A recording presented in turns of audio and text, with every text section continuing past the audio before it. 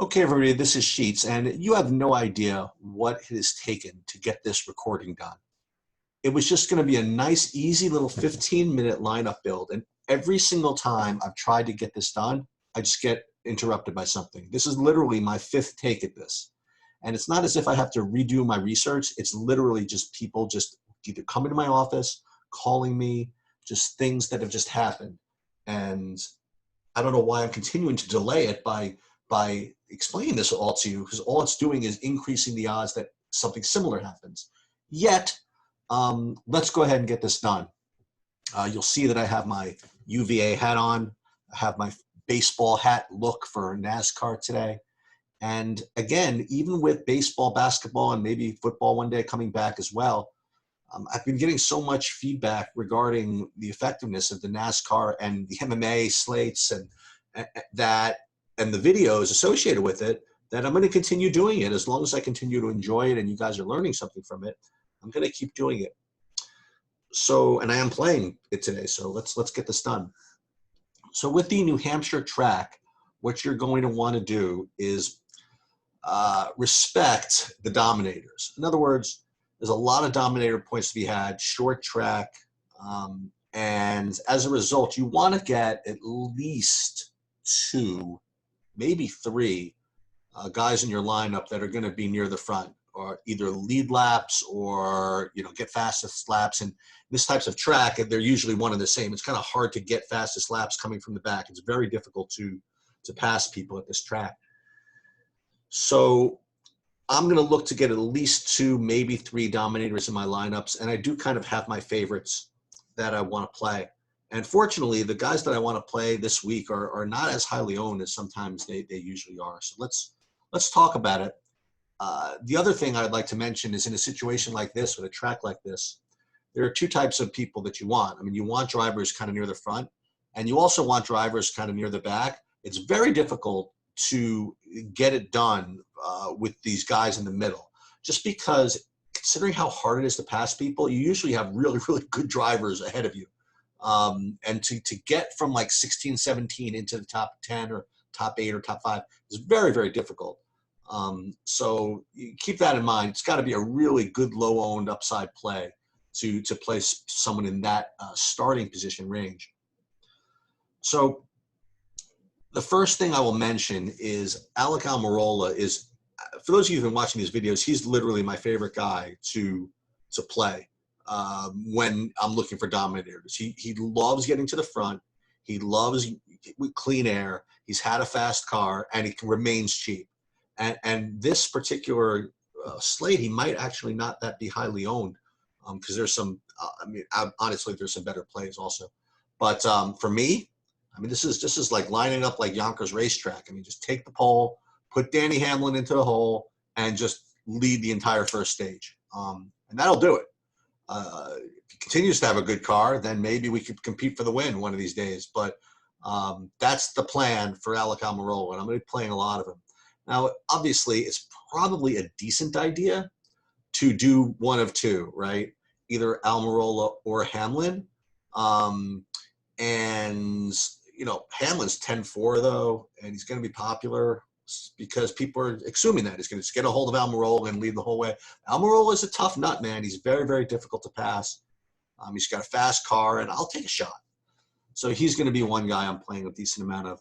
Other dominators that I'm not going to be playing Chase Elliott and Brad Keselowski. They're just too middling for me. I just don't think they're good enough to get to that lead, and they're, Keselowski's really good at kind of inheriting wins, though. He's had a couple of races over the past couple of months where he's just basically sat there and done nothing, and next thing you know, he has the win. It's kind of hard to explain, but that's the case. But I'm going to fade him.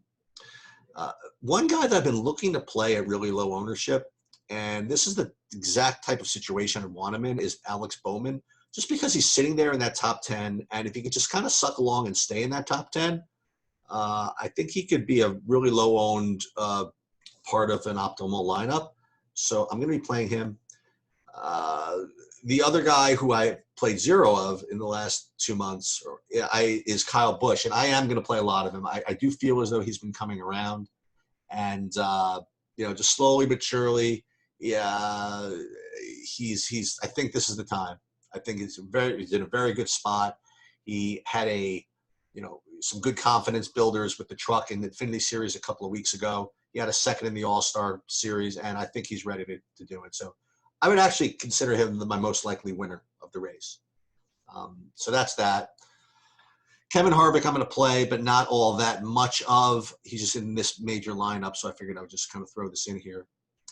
Another guy who I'm going to play, because you can finally get him at low ownership maybe, is Ryan Blaney. And the reason why he's going to be low ownership is they finally priced him where he should be. I mean, he's 11-1. He's been like 9,000 recently, and he's been one of the top drivers and has had a top car all year. So, and he's got some place differential this week. So I think he's a very strong play. He's not going to be as highly owned because, let's face it, he's really, really expensive. I think that Truex is fine. I think that, again, given the choice between Truex and Blaney, I would prefer Blaney. I think Truex might be getting a little bit too much traction in the ownership game. And I'm not going to tell you not to play Truex from the 11 here, but I just prefer Blaney. Okay, I'm not playing any Logano. Just not my thing, can I tell you?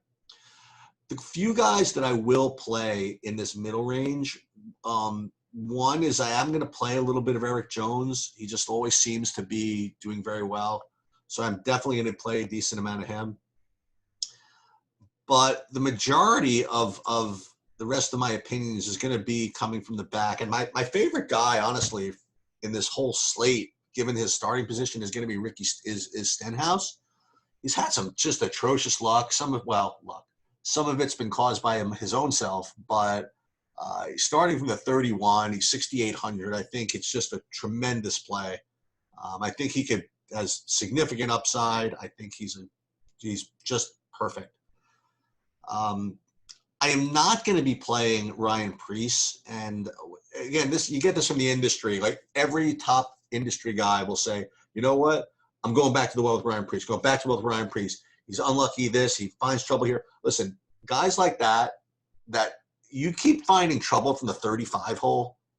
You know what I mean? Like, I don't know, man. I just think for some people, trouble just finds you. And Preece is just not going to be the guy I play. I'd rather pivot to guys like Suarez or Corey LaJoie with similar starting positions. And these guys suck just the same as freaking Ryan Preece. So let Preece get that ownership and let Preece, continue to frustrate people.